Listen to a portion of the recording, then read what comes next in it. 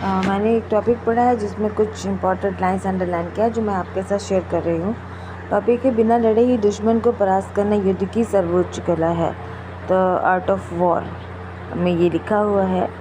और यदि शत्रु को राजनीति, बुद्धिमत्ता, संवाद या कूटनीति के माध्यम से पराजित किया जाए तो वह जीत स्थायी और गौरवपूर्ण होती है।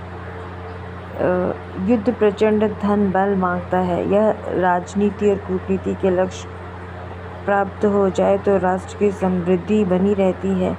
बिना मनुष्य सभ्यता की ओर तब बढ़ता है जब वह संघर्ष का हल तलवार से नहीं विचार से निकालना सीखता है। सुन जू का विचार, बिना लड़े ही दुश्मन को परास्त करना युद्ध की सर्वोच्च कला है। ये राइटर थे जिन्होंने ये कहा था। जब किसी देश के लिए पूंजी, तकनीकी और बाजार तक पहुंच महंगी हो जाती है तो उसकी सैन्य महत्वाकांक्षाएं स्वतः ही सीमित हो जाती है। और यही है वर्तमान में बिना लड़े दुश्मन को परास्त करना। हम अमल चाहते हैं मगर जुल्म के खिलाफ अगर जंग लाजमी है तो फिर जंग ही से सामान्य अर्थ है कि सभी प्रयास विफल हो गए तभी युद्ध करना पड़ता है। सामान्य परिस्थितियों में अहिंसा ही मनुष्य का सर्वोच्च धर्म है।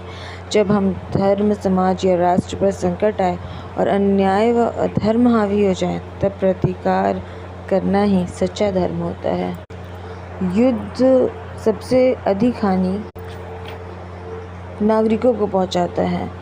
शिक्षा और नागरिक चेतना बिना लड़े विजय का दीर्घकालीन औजार है। गांधी जी का वाक्य मार्गदर्शक है, शक्ति शारीरिक क्षमता से नहीं आती, यह अटल इच्छा शक्ति से आती है। जब संवाद, निवारण, नीति निर्माण, सूचना, सुरक्षा और आवश्यक होने पर सीमित वैधानिक परिवर्तन ये सभी एक दूसरे से जुड़े रहते हैं तब लक्ष्य साधे जाते हैं एवं तलवारें म्यान में ही रहती हैं। यही वह सूक्ष्म विजय है जो नागरिकों का जीवन बचाती हैं, पड़ोस में स्थिरता लाती हैं और विश्व व्यवस्था में राष्ट्र को भरोसेमंद नेतृत्व प्रदान करती है। अंत में हारुकी मुराकी का यह कथन याद रखा जाना चाहिए कि ऐसा कोई युद्ध नहीं जो सभी युद्धों को समाप्त कर दे। अगला टॉपिक है हमारा, विचार एक दुनिया खोजता भी है और एक बनाता भी है। विचार हमारी जिज्ञासा को शांत करने के लिए ब्रह्मांड के रहस्यों को भेदता है। साथ ही यह हमारे सपनों और कल्पनाओं को मूर्त रूप देकर एक नई दुनिया का निर्माण करता है। विचार ही हमें जीवन और मृत्यु के रहस्यों को समझने, हमारे मूल्यों को